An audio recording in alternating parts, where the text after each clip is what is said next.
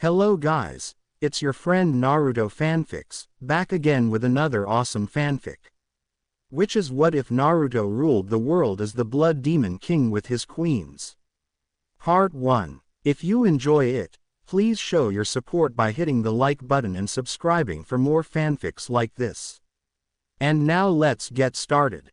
Ba-chan, roared the voice of Konoha's loudest resident, as he stormed into the office of the most powerful ninja in the village, his obviously furious and disheveled appearance causing the older blonde woman to skip her usual tirade at the genin's lack of manners. "What's happened, Naruto?" she asked, her recently awakened maternal instincts kicking into high gear as she realized just how beat up the boy she'd come to think of as her son was. His usually pristine jumpsuit was practically in taters and soaked in blood that she really hoped wasn't his. His face had a few scrapes and bruises, but they were healing quickly thanks to the fox's chakra. "They've gone too damn far this time. I've put up with all kinds of shit from them in the past, but they crossed the line," he yelled as he paced back and forth, shocking the Hokage as she'd never heard him use such language before. "Naruto, calm down and tell me what happened. I can't help you if I don't know what's wrong," she pleaded, hating having to see her son in such a state and not knowing why. Naruto looked at her for a few moments in an evaluating manner, before he took a few deep breaths and slumped into one of the chairs in front of the woman's desk. "It started when I went to meet with the team this morning." Flashback. It was 8 a.m. as Naruto Uzumaki strolled up to Team 7's designated meeting place, a small wooden bridge on the edge of town. Outwardly he was smiling, but on the inside the young blonde was being torn up inside. For the past few weeks things had been very tense within his team, even more so than usual. It had been brewing for weeks, especially after the Oto-Suna invasion at the Chunin exams. The team's dark-haired Avenger had been furious that his blonde dead last teammate had, again, defeated an opponent that he, a supposed Uchiha elite, could not. The first time had been during the mission to Wave, when Naruto destroyed the ice user that had effortlessly beaten down the Uchiha, leaving him in a temporary, near-death state. Sasuke had been able to pass this off as luck or a simple fluke, mostly because he is too excited about awakening his Sharingan to think about much else. But then, in the Forest of Death, the Dobi showed him up again, this time openly criticizing him and calling him a coward before doing battle with what turned out to be one of the legendary Sannin, Orochimaru. Again, he had managed to ignore the insult, as he was preoccupied with first the Cursed Seal, and then training for the finals. But when he had been rescued by the blonde after the monster Gaara had decimated him, he had nothing to distract him. Nothing to draw his ire away from his teammate, and so, as he sat, stewing in his hospital bed, the rage and disgust at both Naruto and himself continued to fester and grow.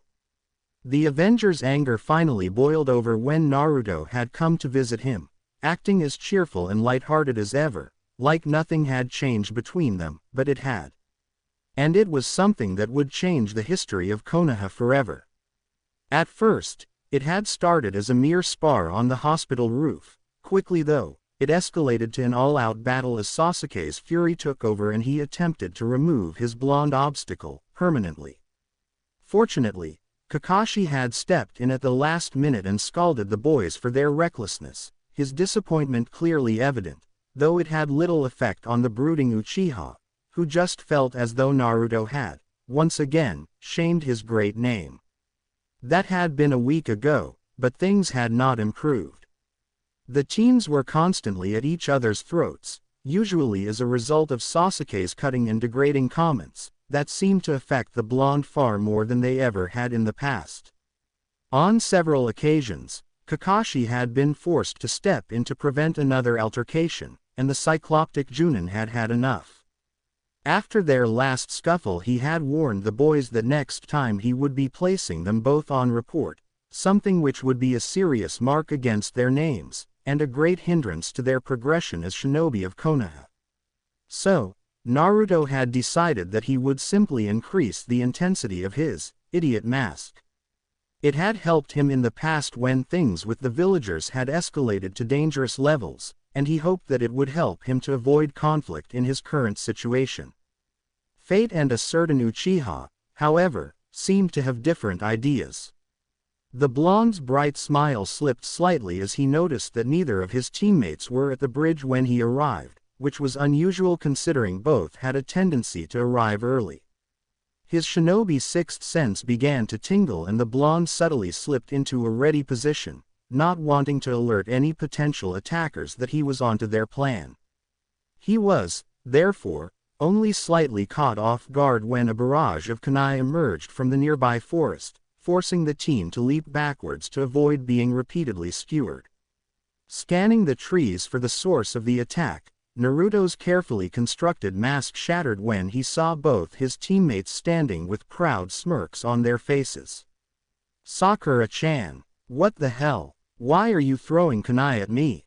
he yelled, pain at being betrayed by the girl he had doted on for years burning him more than any physical wound. "Why? Because you are nothing but a filthy demon. That's why. I've finally been told the truth, you horrible monster.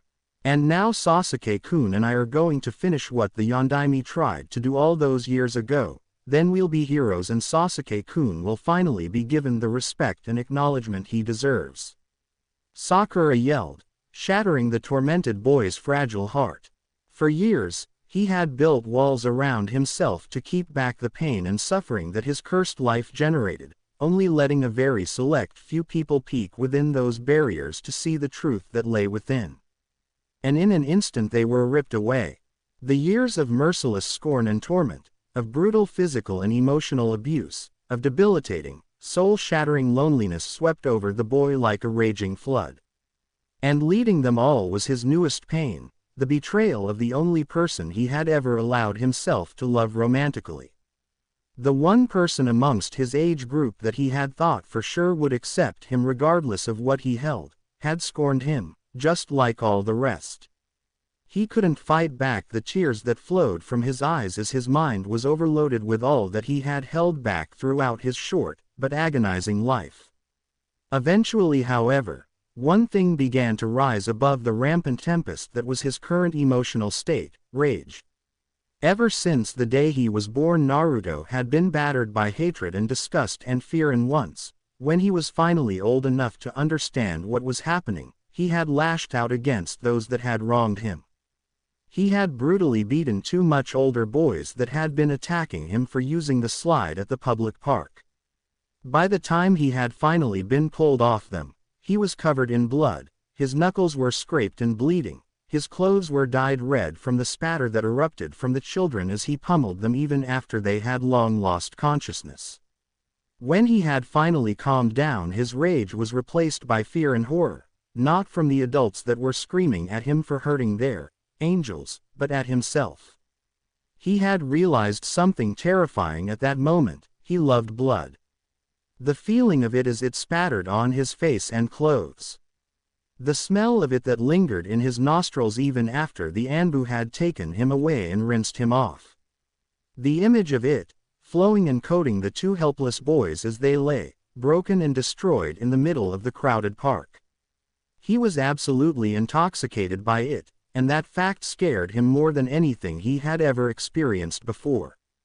On that day he had vowed to never let his anger get the best of him, out of fear that it would bring back that horrible beast that he had become when it did. And for almost a decade, he had succeeded. Even during his darkest times, his enraged fight with Haku, the frenzied attack on Orochimaru, and even his brutal battle with the demonized Gaara, he never once let himself go completely. But now the dam had broken and he was once again basking in the exhilarating freedom that came with completely letting go of your emotions. Before either of his young attackers could realize what had happened, Naruto had vanished, only to reappear in front of them, barely 5 feet separating the literally glowing blonde from his surprised and frightened teammates. "You have no idea what you have just done," the Jinchuruki growled, his tone displaying a terrifying mix of absolute rage and contemptuous amusement. "And what is that Onidobi?" Sasuke taunted, his Uchiha arrogance too far powerful to be overwhelmed by the terror assaulting his system at the moment. Naruto's eyes never once left the quivering form of his former love, as he raised his tightly clenched fist towards the Uchiha. "You've set me free," he answered calmly, which again, only proceeded to freak out his teammates more. "Why, you're the Kyuubi." Sakura stuttered, all of her previous bravado long since dissolved as the reality of the situation became apparent. "Idiot, he always has been the Kyuubi, he's just finally showing his true colors." "Isn't that right, you demon scum?" Sasuke taunted, though his confidence in the situation had also notably decreased. "Me, the Kyuubi, and they call me the dead last," Naruto muttered, giving a grin that was a far cry from the good-natured ones of times past. This one was overflowing with contempt and hatred. "I am the container of the Kyuubi, you moron. If I was the real thing, don't you think that I would have slaughtered all of you vile, hate-filled cretins years ago? No, it is not the Kyuubi you've awakened, it is the real Naruto Uzumaki, and for you too, that is much worse."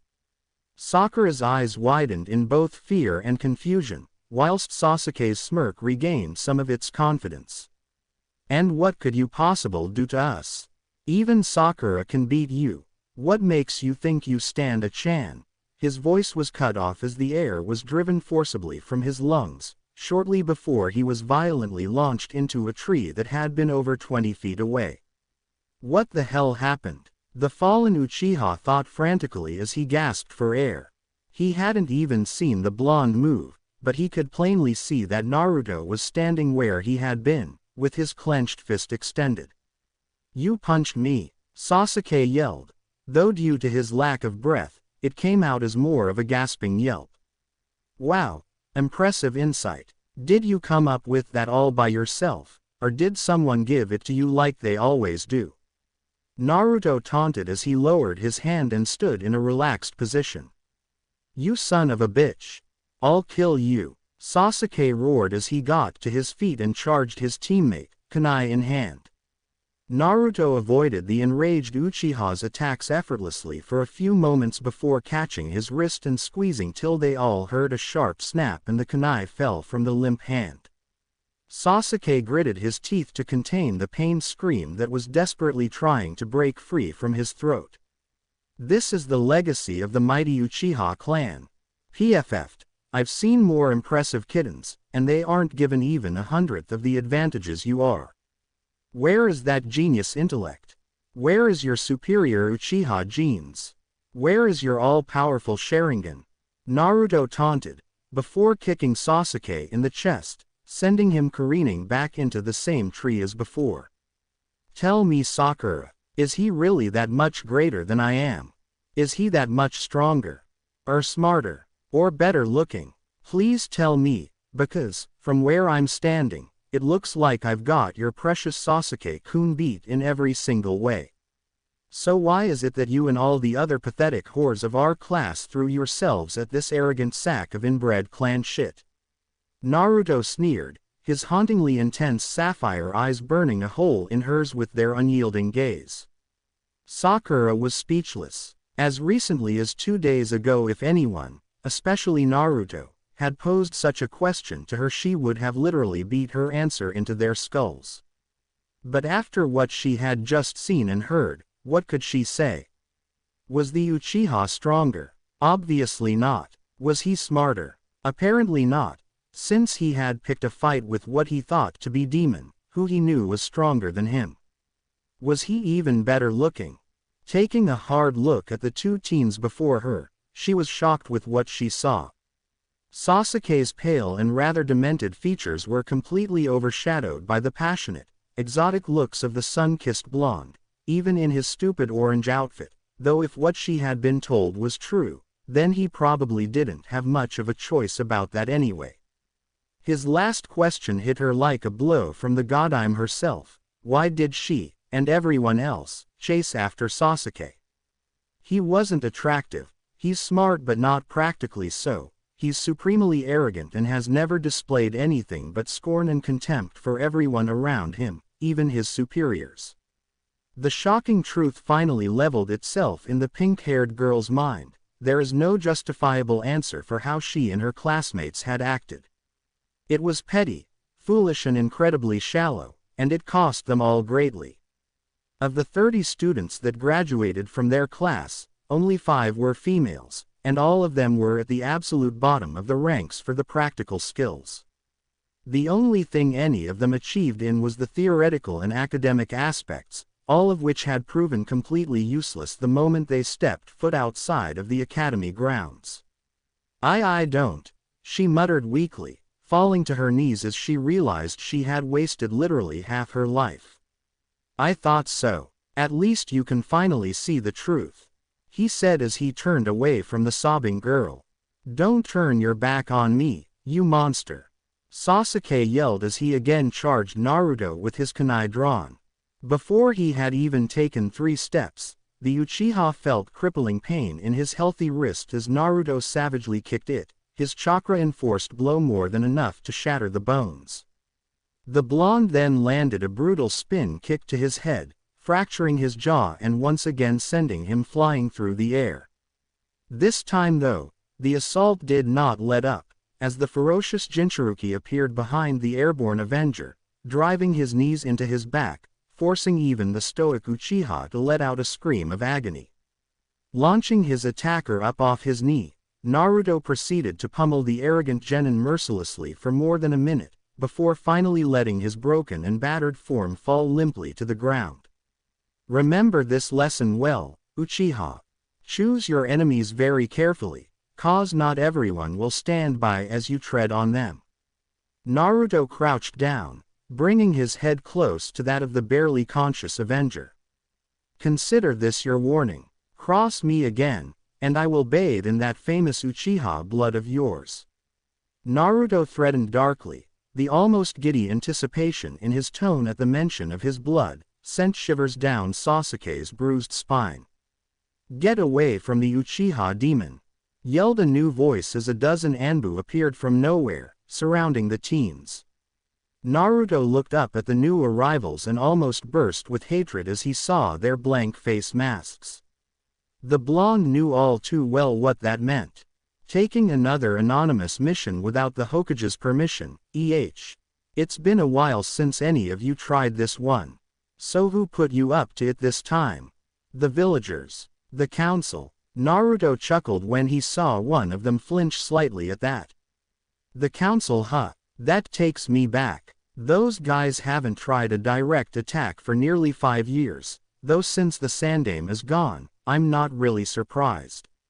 He shook his head as he stood up to face the squad of shinobi, all of whom could probably beat him in a one-on-one fight, let alone all 12. For attacking and grievously wounding a fellow shinobi of Konoha, you are hereby sentenced to death, with the execution to be carried out immediately. The same voice declared, causing Naruto's rage to increase even more. You planned this. You told Sasuke and Sakura about the Kyuubi because you knew they'd attack me, and either they'd kill me or I'd wound them, giving you an excuse to finish the job yourselves.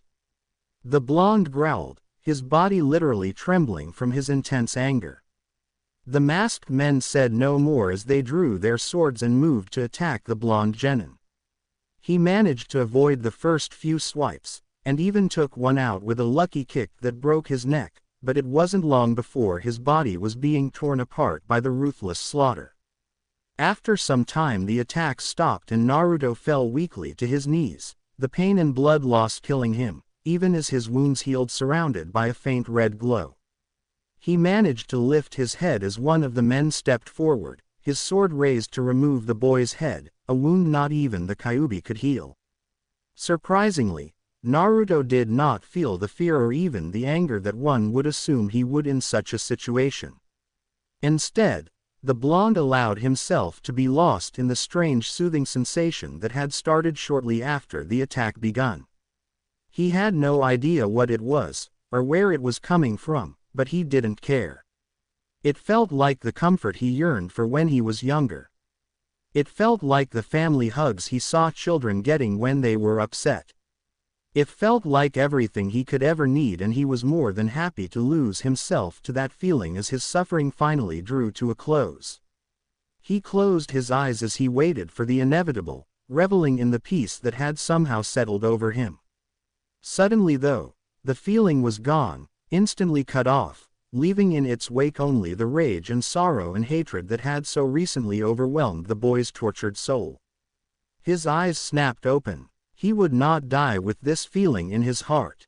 He would continue to live, continue to struggle, until he regained that peace he had momentarily grasped. Only then, only when he had recovered whatever that feeling was, would he allow himself to leave this world.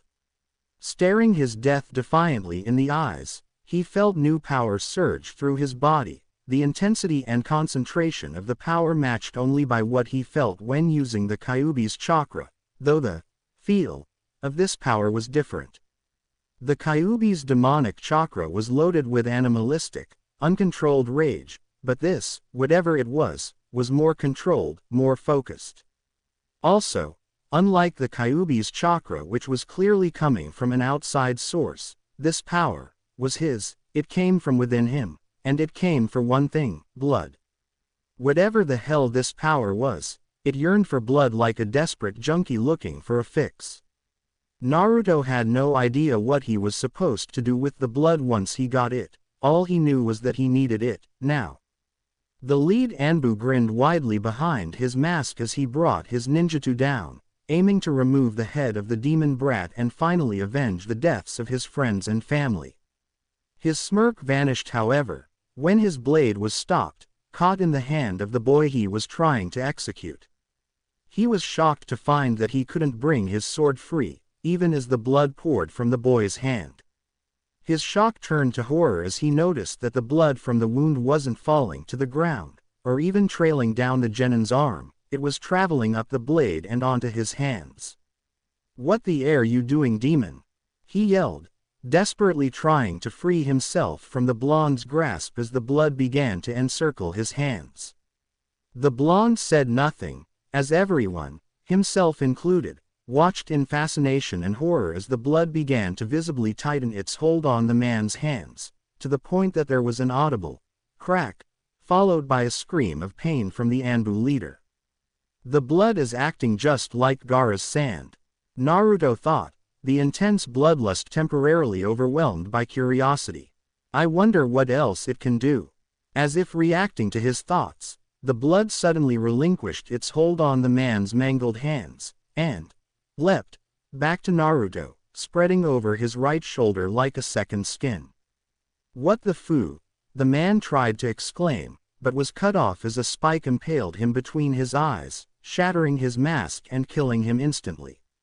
Staring at the spike intently, Naruto was somehow both shocked and not surprised that it had stretched out from his bloody shoulder.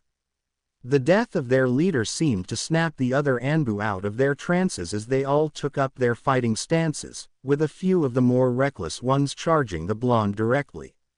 Naruto's eyes widened in fear, then amazement as the blood spike dissolved back into his shoulder and was joined by the copious amounts of his blood that had been staining his clothing. The increased volume allowed the blood to spread, covering everything from his ribs to his shoulders, front and back. Not bothering to consider this development, the attacking Anbu were caught off guard as the blood lashed out at them, defending perfectly against the multitude of attacks the highly trained shinobi were showering on the boy. Snapping out of his own stupor, Naruto decided to go on the offensive and charged one of his masked attackers, picking up the defeated leader's sword as he ran. His strikes were amateurish at best, but his unpredictability, stamina and intoxicating bloodlust were more than enough to overwhelm the more experienced swordsman. Within moments, the masked nin fell, a gaping slash flowing with blood in his throat. Naruto barely spared the man a glance, too caught up in his quest for blood to realize he had just made his first kill. He found his blood defense had defeated two more Anbu that had apparently tried to attack while he was distracted, only to find themselves gravely wounded and missing limbs as the blood-skin formed blades and lashed out at anyone that came close, defending him, even from projectile attacks, without the genin even thinking about it. The defense is automatic, like the Suna demon from the Chunin exams. One of the Anbu yelled after having a barrage of kunai aimed at the boy's blind spot deflected harmlessly by blood blades. This discovery managed to enter Naruto's mind through the lusty haze and brought a wicked grin to his face as he remembered how difficult it had been for anyone to get past his fellow Jinchuruki's sand defense. His grin only served to unnerve the already rattled Anbu further, which was key in their eventual downfall. As the battle continued and more of the masked nin fell without the blonde sustaining so much as a scratch, their attacks and defenses became increasingly sloppy, leaving a plethora of openings, all of which the blonde was all too willing to exploit. Only 10 minutes after the bloody battle began, it was over, and Naruto stood in the clearing, surrounded by the bodies, intact or otherwise, of 12 Anbu. Once the battle ended and his bloodlust ebbed, the blonde was somewhat surprised that he was not disgusted by the gore-filled scene that lay around him. Rather, he found himself intoxicated by the presence of all that blood, as he was all those years ago after his first slaughter, only this time, he wasn't afraid of the feeling, rather, he was fascinated by it. Why am I so attracted to blood? Is it because of the fox or is it due to whatever this weird blood power is? And where the hell did that power come from anyway? I've never been able to do that before, why and how has it awakened now? And what was the council thinking? Sending Sakura and the Tem as bait to lure me into a trap? Those manipulative bastards have gone too damn far this time. He declared mentally as he set off towards the Hokage Tower, absently noting that Sasuke and Sakura had disappeared before the start of the fight. Flashback end. And then I came straight here. Naruto finished, leaving a heavily frowning Tsunade to stare at him in silence. The older blonde was awash with a flood of contrasting emotions. She was suspicious and angry at the council and the Uchiha, she was saddened and concerned for her surrogate son, and she was frightened and amazed at the new ability the blonde had awakened and its possible implications.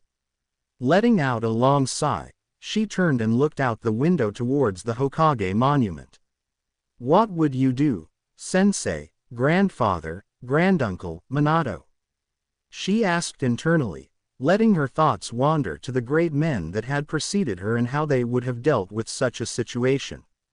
After a few minutes, she turned back to the blonde, who was trying to control the blood that still covered his upper body. I think it'd be best if you left the village for a while, she said calmly, though her expression was anything but.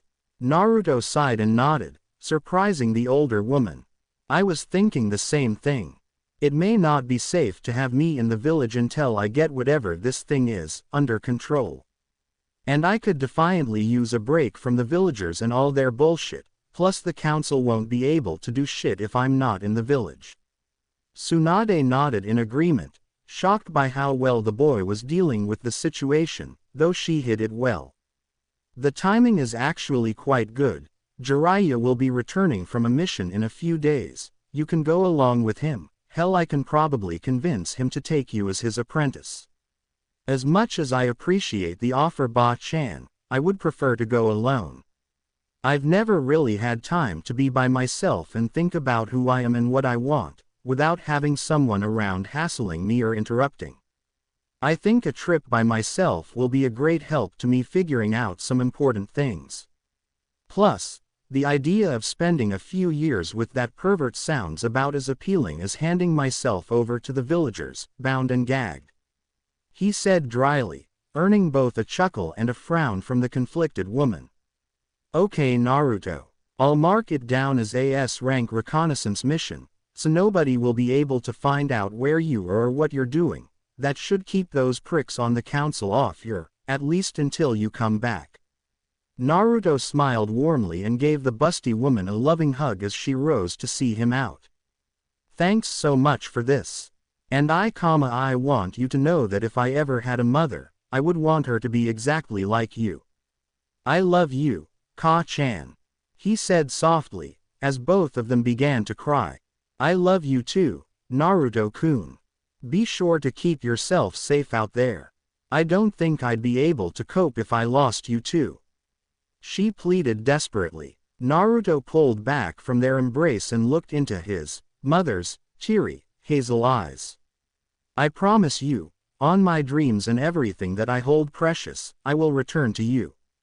He declared, his voice filled with nothing but love and determination. Tsunade only nodded, not trusting her voice anymore, as the young blonde embraced her one more time and left her office, soon to be leaving her village and her protection. The thought of him alone in the world scared her immensely, but in her heart she knew that no matter what happened in the world, her son always keeps his promises. He would be back, and until that day she would wait and prepare, determined to make the young blonde's life better, and she knew just where to start. Shizune, she yelled, summoning her teary-eyed assistant, who had no doubt been listening in on the conversation. Hi, Tsunade-sama, the dark-haired woman said as she bowed to her long-time master and companion. Bring me all the hospital records for the 3 months leading up to the Kyuubi attack, as well as all of Naruto-kun's medical files. I'm going to find my son's parents. It had been more than 3 years since had begun rejoicing the sudden departure of their resident demon. Well, most of them did, there were a select few that missed the blonde troublemaker greatly. Amongst them were the Godime Hokage and her assistant, the boy's adoptive mother and sister, the Konoha 12 minus Sasuke, who were his peers and friends, and the owners and operators of a particular ramen stand, whose business had plummeted nearly 50% in the boy's absence. All of them waited anxiously for the day when he would return, all of them silently cursing the Hokage, who had not thought to put a time limit on the Genin's mission. It started like any average spring afternoon for the people of Konoha, but that was soon to change, as after 3 years, 2 months and 15 days, Uzumaki Naruto had returned to the village hidden in the leaves, and he didn't come back alone. Azumo and Kotetsu sat at their post in front of the main entrance to their home village, kicking themselves for having woken the Godime from her afternoon nap, the particular mistake that had earned them gate duty for a month. To pass the time, the two incredibly bored Chunin had begun playing I Spy. That was 3 hours ago. Now, Azumo, the slightly less moronic of the pair, was becoming increasingly fed up with his partner's incessant continuing of the childish game. Oh, I've got a good one. I spy, with my little eye, something beginning with. God damn it, Kotetsu, if you use tree one more time, I swear I am going to rip your he. It's not trees this time, it's something new. Something beginning with F, the blue-haired man announced proudly. Sighing and deciding he could humor his longtime friend one more time, Azumo looked around. Foliage, he asked, pointing to the trees lining either side of the road. No, it's got nothing to do with trees. What the hell starts with F? He yelled, his patience for the game having run out a long time ago. Kotetsu smirked victoriously. Freaky red guy, he stated, pointing towards 3 figures that had just become visible down the road, the middle one of which was wearing all red. First of all, you can't use adjectives in I spy, that's cheating, you jackass.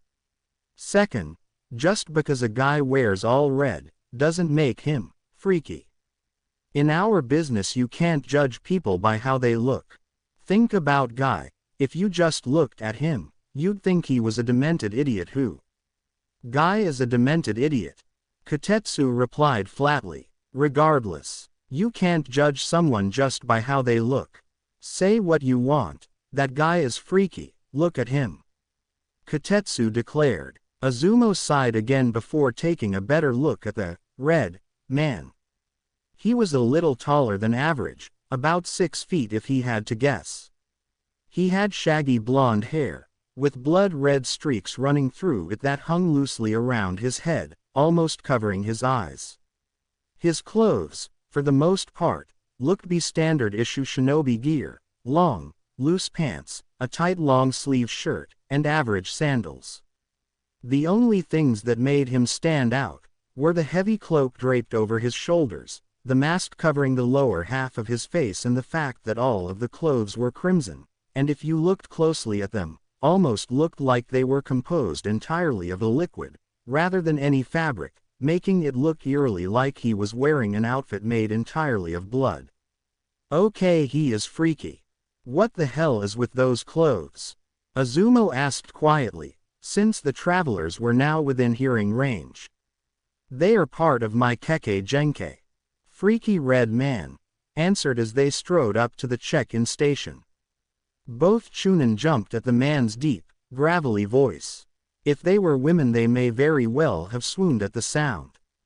Really? And what Kekkei Genkai is that? I've never heard of one that involves clothes before. Azumo asked, putting on his serious face in front of the strangers. You don't need to know. Now, if you don't mind, we need to be going. We have an appointment with the Hokage. Answered the person on Freaky Red Man's left, whose voice revealed her to be a woman, even though nothing could be seen under the heavy cloak and mask that she wore. All that could be seen was her very long, crimson hair, that reached the entire length of her back. That, combined with the silky, almost regal sound of her voice, instantly led the Chunin to decide that she was both very hot and very important. I understand the need for secrecy, but all travelers must give their names and purpose of visit before entering the village. Azumo stated firmly, standing up to try and look more intimidating, though it clearly didn't work since the newcomers didn't even twitch. Look, you piece of shit, we don't have to answer any of your questions if we don't want to. Now off, we have to see the blonde bitch. The third traveler cursed loudly, her voice also revealing herself to be a woman, though the contrast between her and the other female was like black and white.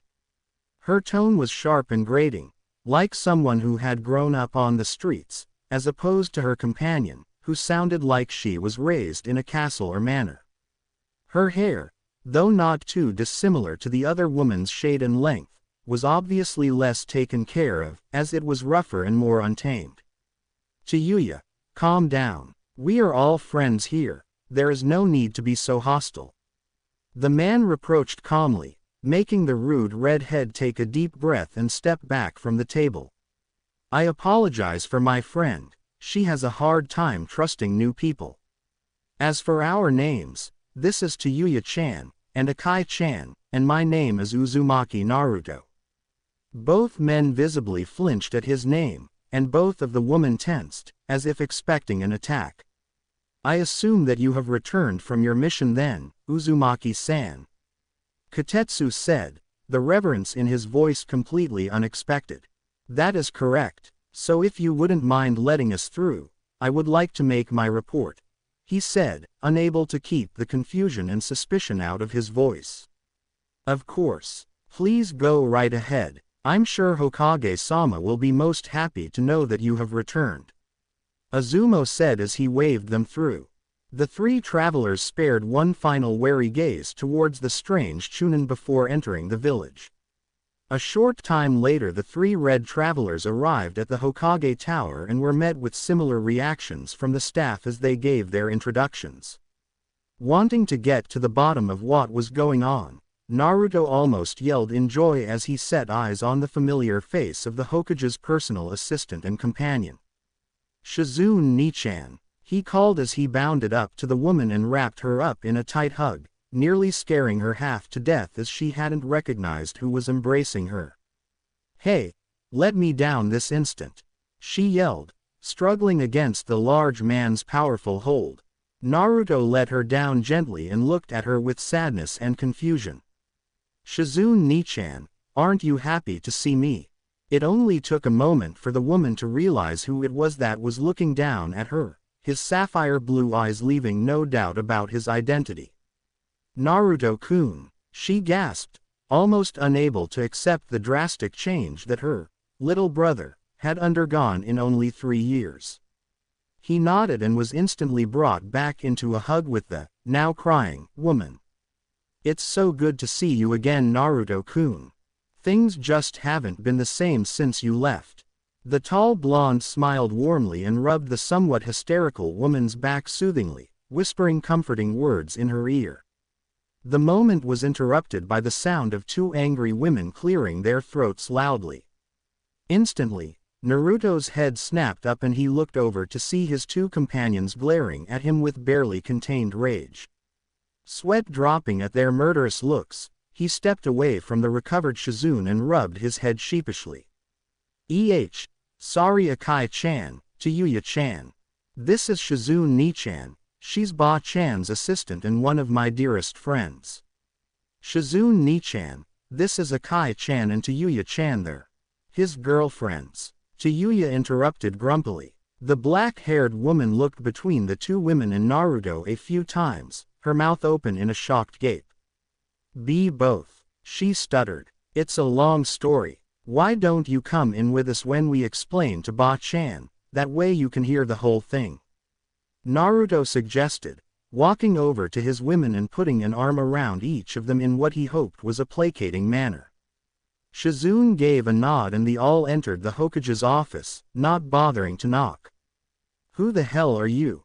And what do you think you're doing barging in here like that? Tsunade yelled, her tone somehow even grumpier than Naruto remembered, causing him to sweat drop lightly. I'm offended you don't recognize me, surely I haven't changed that much, Ka-san. Naruto said with a fake hurt expression that the woman could only identify thanks to years of dealing with a certain mask-wearing, porn-reading Junin. And Naruto-kun, she stammered out, already having leapt the desk and begun inspecting the tall man, moving faster than any of them thought she was still capable.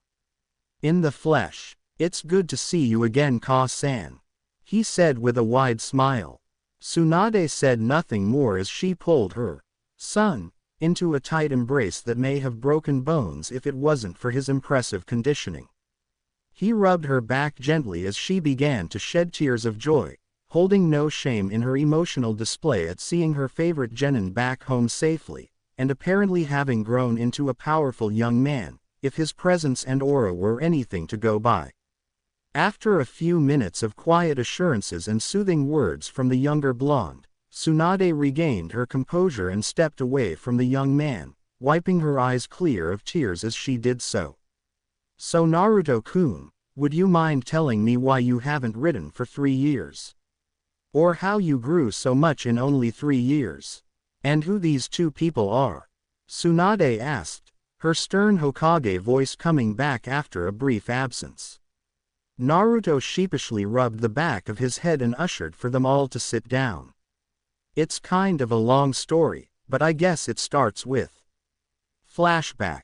It had been 6 months since Naruto had left the village hidden in the leaves and, for the most part, things had been uneventful. He had merely been traveling from town to town, seeing the sights, meeting people and generally enjoying his anonymity.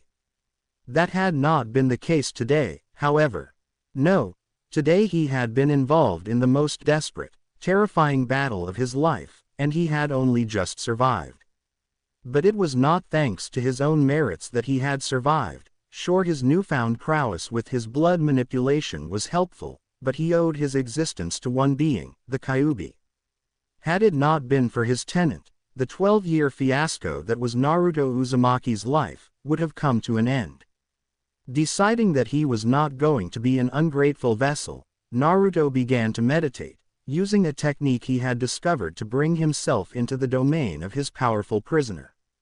After only a few minutes, the boy found himself in the somewhat familiar tunnels of his mind, ankle-deep in that unidentified liquid that he had never gotten around to asking about. Shrugging thoughts of the suspicious fluid out of his mind, Naruto wandered down the paths, following the simultaneously intimidating and comforting sound of the demon's heavy breathing. "Hey Fox," he greeted as he entered the large cavern that housed the cage of his prisoner. "What do you want, human?"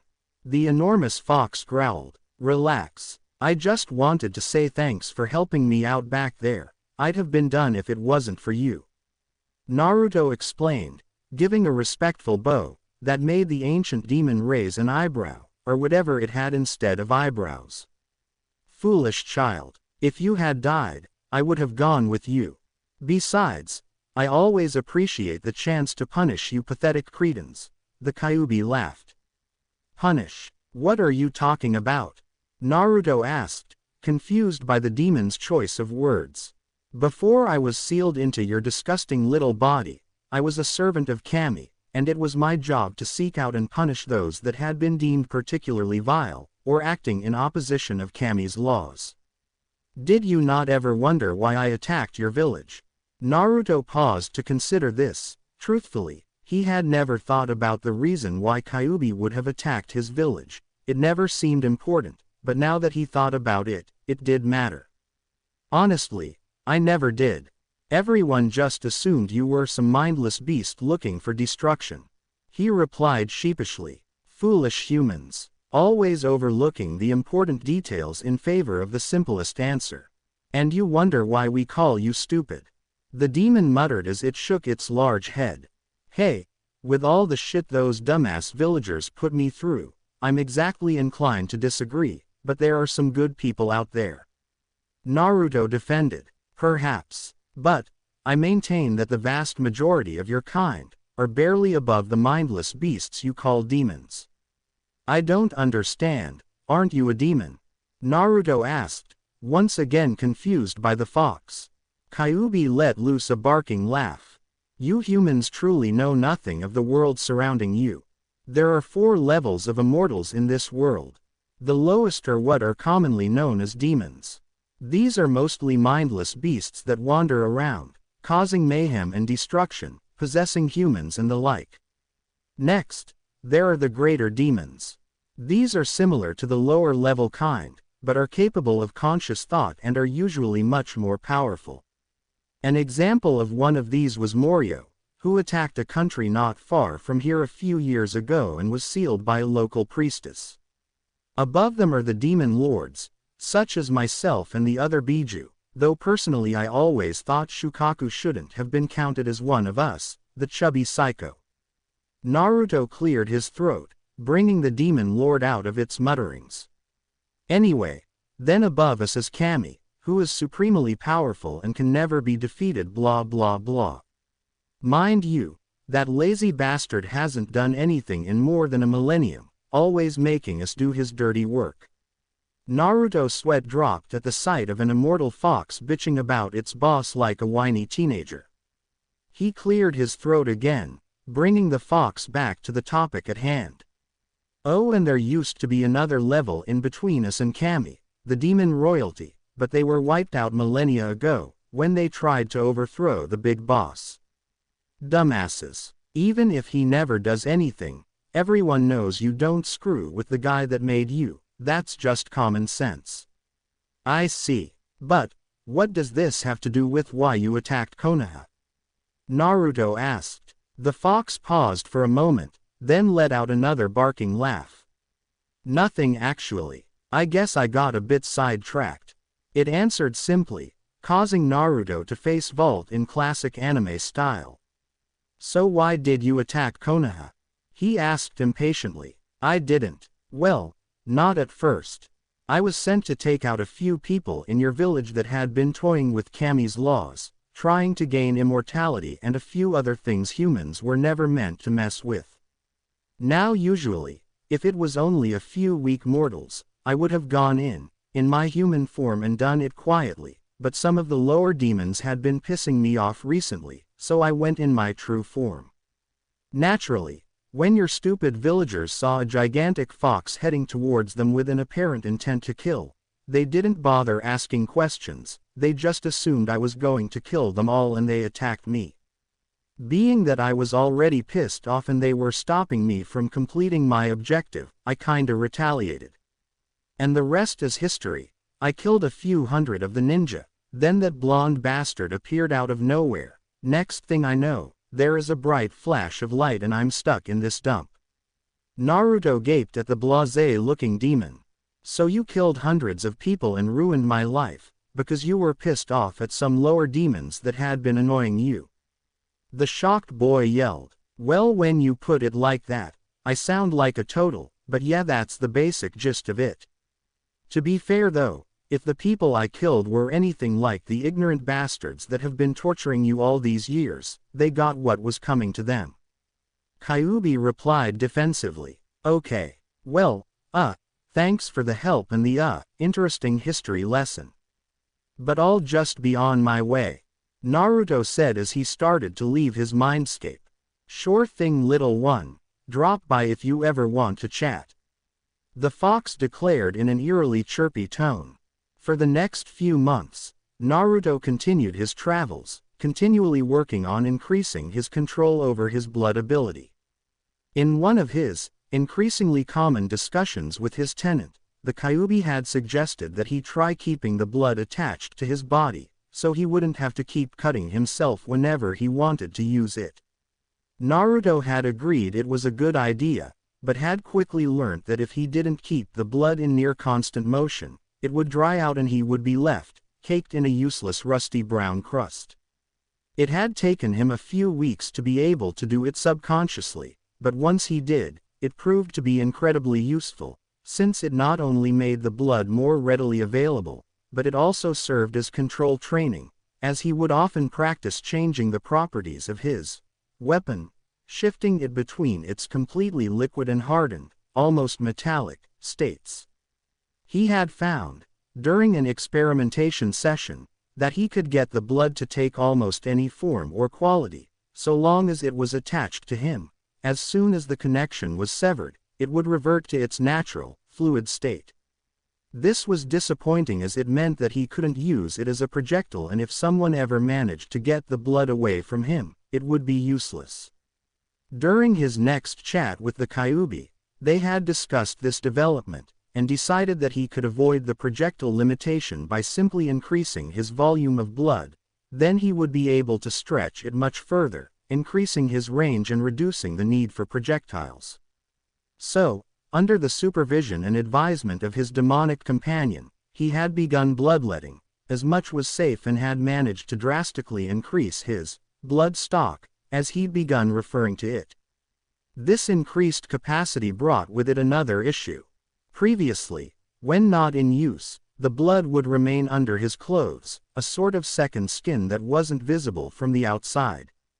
Now though, there was far too much to be spread over the hidden sections of his body without making it quite thick and making him look rather misshapen, with a torso and legs, but lean arms and head. Once again, it was one of his conversations with the Kyuubi that provided the answer. The fox had jokingly suggested that the blood was similar to its fur and that he should simply go all natural, and while he had initially disregarded the idea as another of the strangely childish fox's jokes, he had realized that it actually wasn't that bad an idea and had abruptly left the mindscape to test his theory.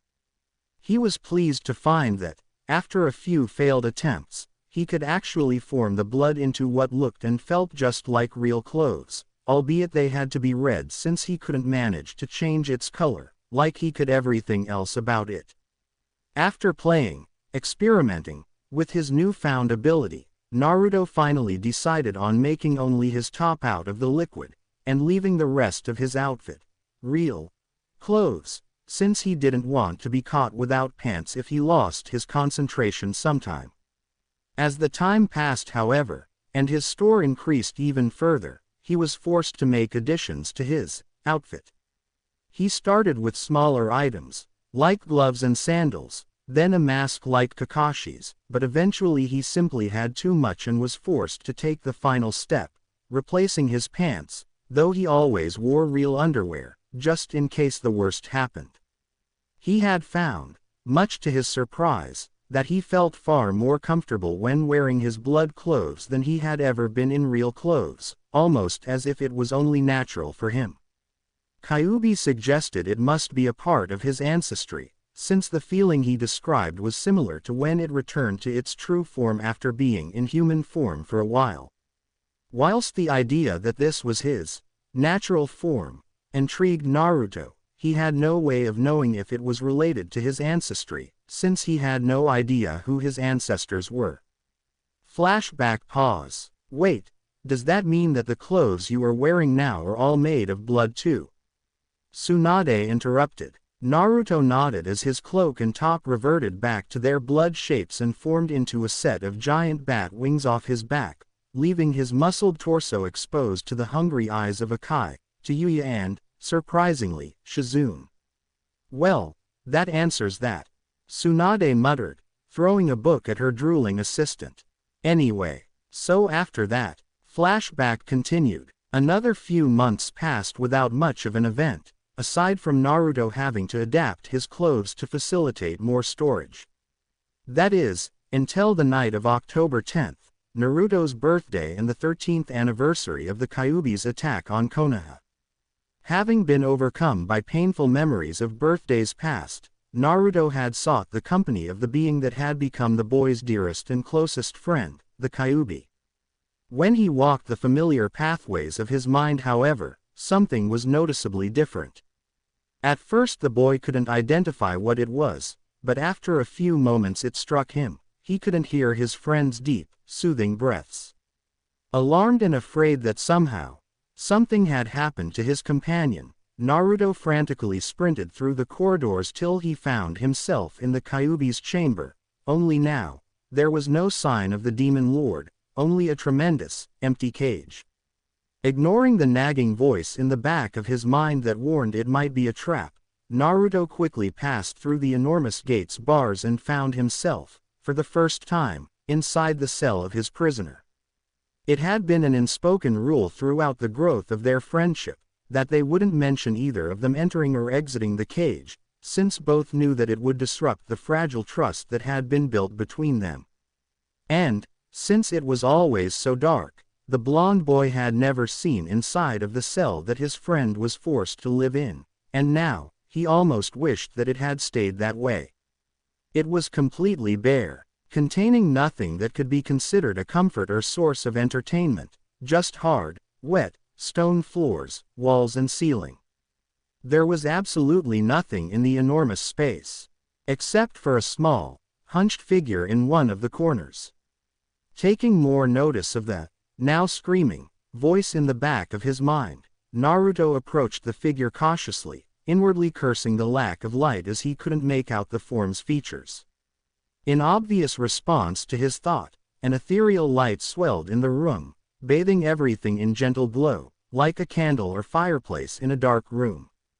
The figure, now revealed to be a beautiful, red-headed woman, flinched at the appearance of the light and spun around to face the surprised Naruto, who couldn't help but stare at the woman's angelic form and 9 long, fur-covered tails. Kyuubi, he sputtered disbelievingly. Naruto-kun, she gasped before wrapping her tails around herself for some level of modesty, though it didn't help much as it just made her look more alluring to the shocked teen. What the hell? Naruto asked dumbly, unable to form his frantic thoughts into a more complex question. So, this is my human form, surprise. The woman joked with a nervous chuckle. Naruto just continued to gape at her, his previous question being the most his rebooting mind was capable of. I guess you're a little surprised that I'm a woman, huh? She asked, getting a stiff nod from the blonde, who had finally managed to close his mouth. Why? He asked, after regaining more of his consciousness back.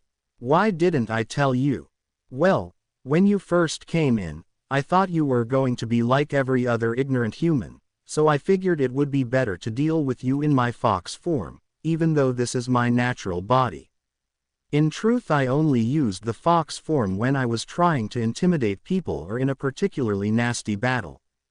90% of the time, I chose to stay in this form. Do you have any idea how hard it is to live as a 100-foot-tall fox? Normal things like walking around or taking a bath are hell, so I usually stayed like this. But then we started to become friends and I was afraid you would be angry if you found out I've been lying to you this whole time. She said sadly, hanging her head. Naruto smiled and walked over to the gorgeous woman, pulling her into a comforting embrace. And you call us humans stupid? What part of having a unbelievably beautiful woman as my best friend was I supposed to be angry about? This is actually a huge relief. For the last couple of months I'd been worried I was turning gay or whatever it is when you like animals, since I keep having these dreams and fantasies of us in a relationship. Naruto explained with a light chuckle. You're serious? She asked in a surprised tone. Of course. I thought you could read my thoughts. I assumed you knew. No, all the seal lets me do is monitor what is happening right now on the outside. Aside from that and sending my chakra to heal or strengthen you, I can't do anything from in here. She explained. Kami, that must be boring. No wonder you're always trying to get me to come in here and talk to you. Naruto exclaimed. Kyuubi pulled back from the embrace and looked away from her container shyly. Actually, that's only part of it. I really like spending time with you. She admitted sheepishly. Wait, as in, that's right, I like you too. She interrupted. Naruto gaped at the beautiful woman again, unable to comprehend what she had just confessed. As in like, he asked, getting a frustrated sigh from the woman, who suddenly turned back to him and locked him in a passionate kiss. Does that answer your question? She asked with a smirk, as she saw his flustered expression. I don't know, you might have to do it again, Kyuubi-chan. He replied with a matching smirk as he snapped out of his daze. Her grin only widened at his playful statement and she leaned back into his body. Well, if I have to. And for the record, my name is Akai, not Kyuubi. She declared before pulling him into another world-shattering kiss. Flashback pause. Tsunade and Shizune gaped at the people in front of them, though they were looking at different people. You kissed the Kyuubi, Tsunade yelled, but she was drowned out by Shizune's even louder scream. Akai-san is the Kyuubi, she shrieked, drawing her master's attention before it shifted back to Naruto and his female companions. Yes, but can you keep it down? We're trying to keep it a secret. He replied sternly. Would you mind telling me what the hell you were thinking starting a relationship with her? And why and how she is not sealed inside of you? Tsunade asked, and, though she kept her voice level, everyone could feel the anger radiating off her. Calm down, Tsunade-san. I assure you I mean you no harm, and even if I did, Naru-kun is more than powerful enough to restrain me. Akai assured, calming the Hokage considerably. Is that true, Naruto-kun? Are you more powerful than she is? The blonde Kunoichi asked. Naruto nodded seriously. It's a byproduct of how Akai-chan was released, you see. Flashback continued. It had been 3 months since Naruto had begun his relationship with his tenant, and in that time they had grown considerably closer. Emotionally, you can't get closer physically than literally living inside the one you love. As they often did, the couple was passing the time lying on the grassy hills that populated the redesigned cage of the Demon Lord, simply enjoying each other's company. It sucks we can't do this in the real world, Naruto grumbled, realizing that he would have to leave soon, lest he risk someone finding him and proclaiming him to be in a coma, as had happened quite a few times since their relationship began.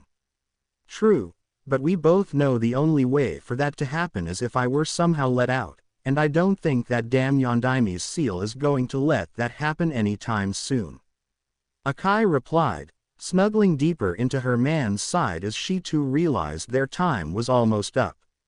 That's it. We can remove the seal, Naruto exclaimed, sitting up abruptly and accidentally throwing his love off him. You know we can't do that. We don't know what would happen.